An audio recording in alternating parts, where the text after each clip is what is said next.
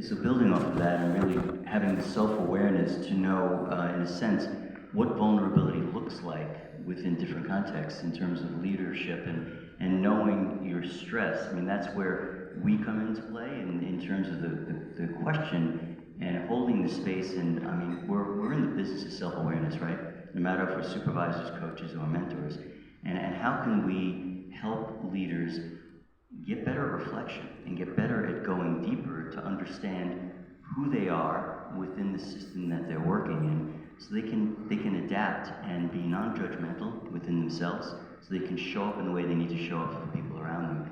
Because that's the key, at least when I'm working with, how can they show up in a way that's true to themselves, but also supportive of the population in trying to get to where they're going for whatever purpose they're doing. Maybe one question before we go to the room. I'm sure you're all gathering quite a lot of thoughts already that will feed into the discussion a bit later, but I like what you're saying, Ken, what you're touching upon, but turning the focus a bit from them, the leaders, to ourselves, and the people who support them. If leadership is changing so dramatically, what does that mean for us as practitioners? What are key moments of self-reflection, maybe rebooting a bit how we show up and what we offer? What's changing for us as their support?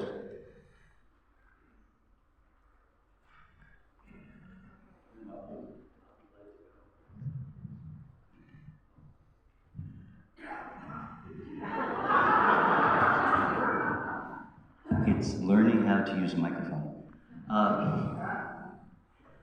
Honestly,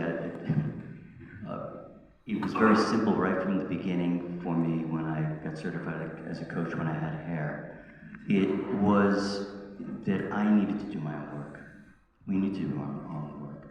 How can we keep looking at ourselves, our own biases, where we came from, our own patterns, and that's the place of being fit for purpose or fit for the work ahead of us, and being honest with ourselves as to where we're going to be in places of maybe transference, counter-transference, using that language, but also just what even our styles are, doing the work of going through assessments like the assessments we're using for our clients, so that we're knowing what is triggering us, how we're showing up with them, so we can truly be of service to them. That's the work.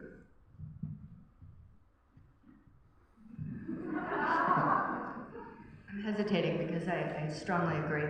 I have a philosophy of you have to work the plant in order to run the plant, and just you have to understand, what you're going through. And so getting the support, knowing self-awareness, going through the motions that, in the deepest sense, going through the steps and the motions that your clients are going through, I think is extremely critical. So I did airtime just to say I agree.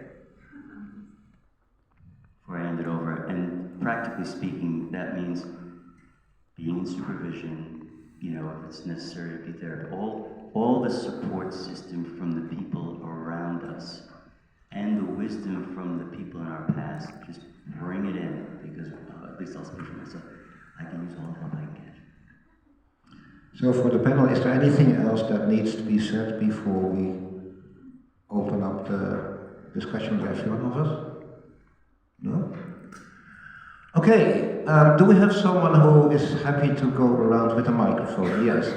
So I told you we're going to give you a real workout today. Just raise your hand if you want to make any contribution at this point. Who wants to jump in?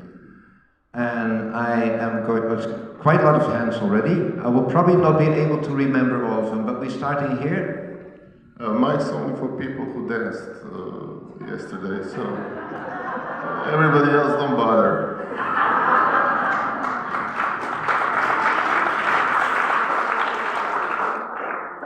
It's not a question, but more of a reflection. Something that you said, Rachel, that trigger me. I think many of you know that I have a past in the corporate world. And you mentioned before, Rachel, look, you cannot go to work and, cry every single day. Cry. Well, I have a different perspective in that regard because, to be honest, I led large teams around the world under very uncertain circumstances, financial crisis, COVID, and so on. And I do think that vulnerability is a great way to build trust.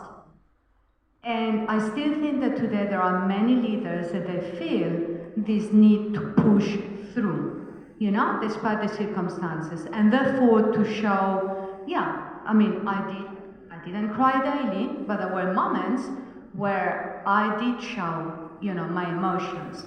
And I would, invite, I had this conversation regularly with my clients, right? That there are obviously, you need to pick up the right moment, but showing your own emotions can build a huge amount of trust in your team members and showing that it is okay. At the end of the day, we are human beings. So more of a reflection than a question. Thank you. I suggest we do this in batches, so we take 2 or 3 reactions more, and then we go back to the panel. I see 2 hands there, one further back there, which I want to prioritize if I can.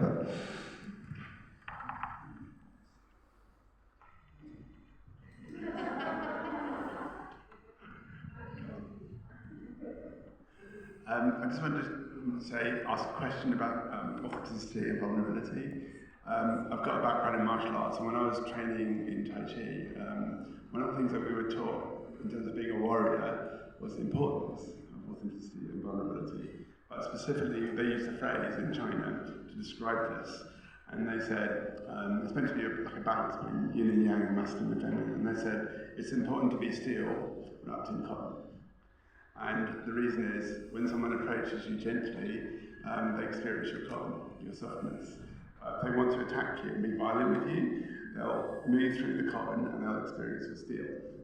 But the real focus from the practice of martial arts was to look at where there is a common root to both vulnerability and authenticity. And if anybody knows the yin-yang symbol, there's a dark area and a light area. But what's important is not the line that's in the middle, kind of S-shaped thing. It's not a dividing line, it's a harmony line.